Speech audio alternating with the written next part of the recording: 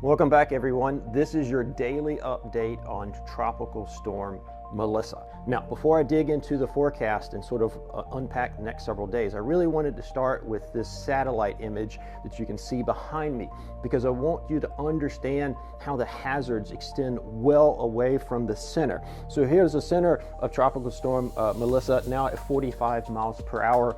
Pressure down to 1,001 millibars and continuing to move very, very slowly, if not erratically.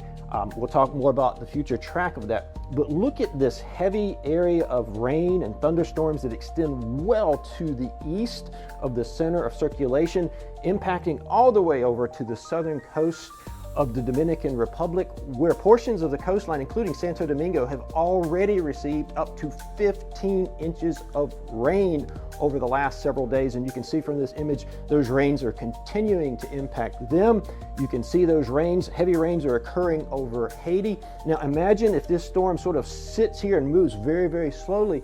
These heavy rains are just gonna sit over one area for several days. And so that is going to be the take-home message from this storm: long duration impacts over Haiti, Dominican Republic, and Jamaica. So let's talk about the forecast a bit more. Where is it going to go? Now, if I put the cone up here, the cone looks a little unusual owing to this slow motion. You see, the cone really doesn't have a good shape to it because the center is not expected to move much over the next several days. So for the next sort of day or so, sort of a slow northward drift, if you will, and then sometime on Saturday, moving more to the west, but still at a very, very slow pace. I mean, look at this. On Saturday here, and on Monday here, and on Tuesday, still having not passed Jamaica. So even if the storm were to move south of Jamaica, you're talking about long duration winds, tropical storm, possibly up to hurricane force winds for several days.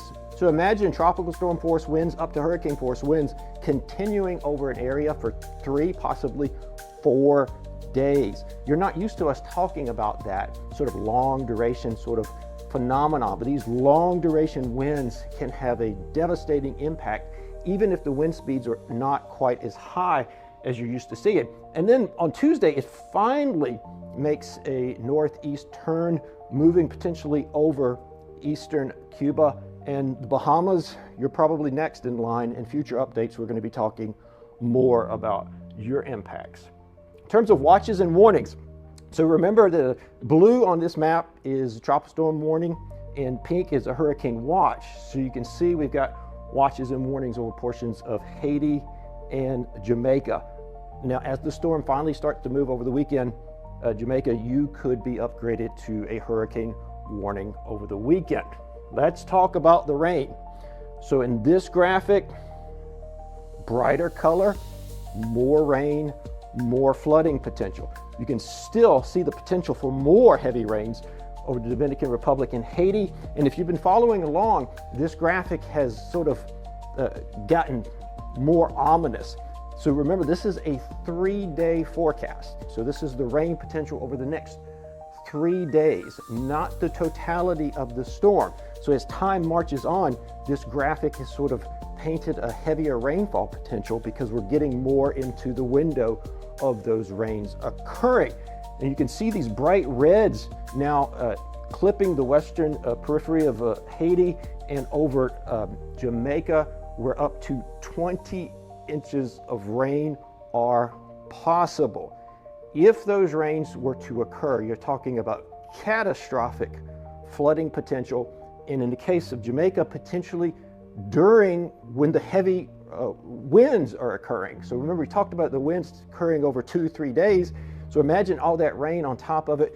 You're really looking at a catastrophic potential in these areas depicted on this map. So if you're watching us from these areas or you have friends and family in these areas, please make sure they're up to date on the latest information. We will be right back with you tomorrow at the same time with an update, but you can always get more timely information at hurricanes.gov.